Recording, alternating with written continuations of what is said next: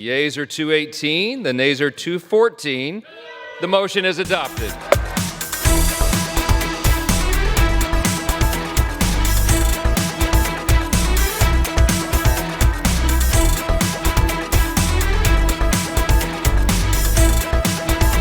जीत जीत होती है, चाहे जीत का फर्क कम ही क्यों ना हो।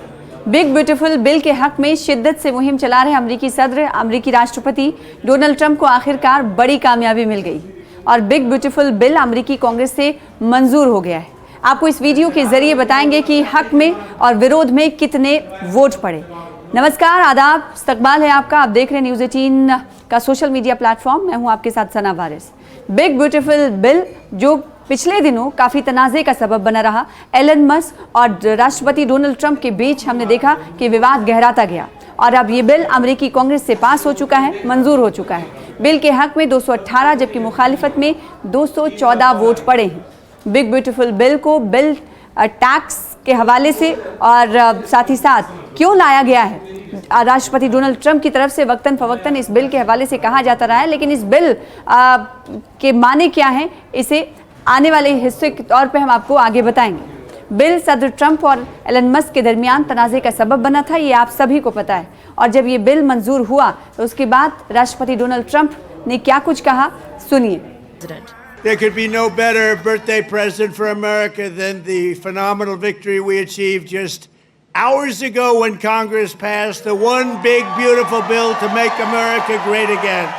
और अब डोनाल्ड ट्रंप दस्तखत करेंगे। दस्तखत करने के बाद ये बिल आपको बताएं कि पूरी तरह से मंजूर कर लिया जाएगा। इसके साथ ही इस बिल को अमेरिकी पार्लियामान के दोनों ऐवानों से आपको बताएं कि मंजूरी मिल गई है। अब इसे दस्तखत के लिए एक बार फिर से आपको बताएं कि सदर डोनाल्ड ट्रंप के पास भेजा जाएगा और इसके बाद ये कानून बन जाएगा।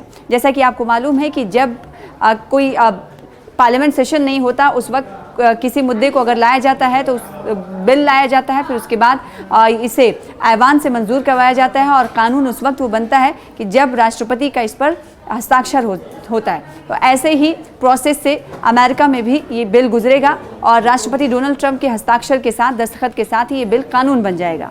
बिग ब्यूटीफुल बिल 214 और 218 के मुकाबले में वोटों से मंजूर हुआ है। इस बिल की मुखालिफत के लिए जो रिपब्लिकन अरकान थे वो डेमोक्रेट पार्टी में शामिल हुए, जो पहले ही इसकी मुखालिफत कर रहे थे। और सवाल ये उठता है कि आखिर इतनी ताख़ीर क्यों हुई इस बिल को पास करवाने में।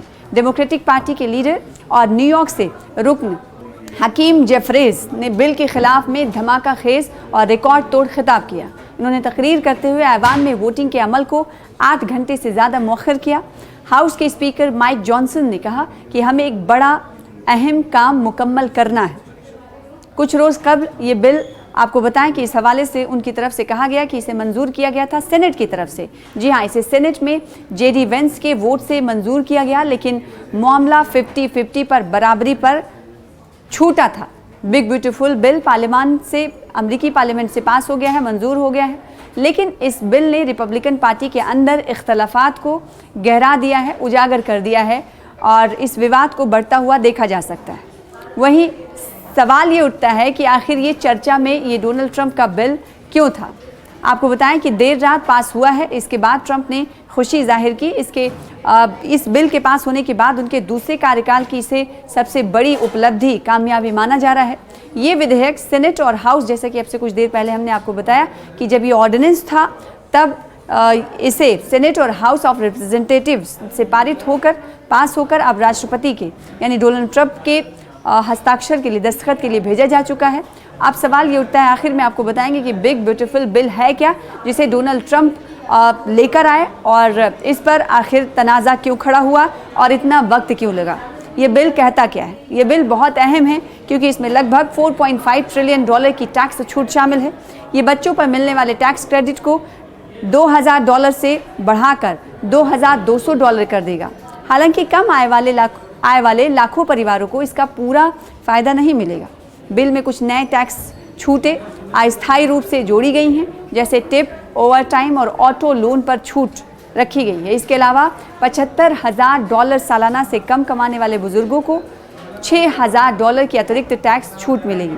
ये ट्रंप के उस वादे की ओर इशारा है जिसमें उन्होंने कहा था कि वो सोशल सिक्योरिटी पर टैक्स खत्म करेंगे।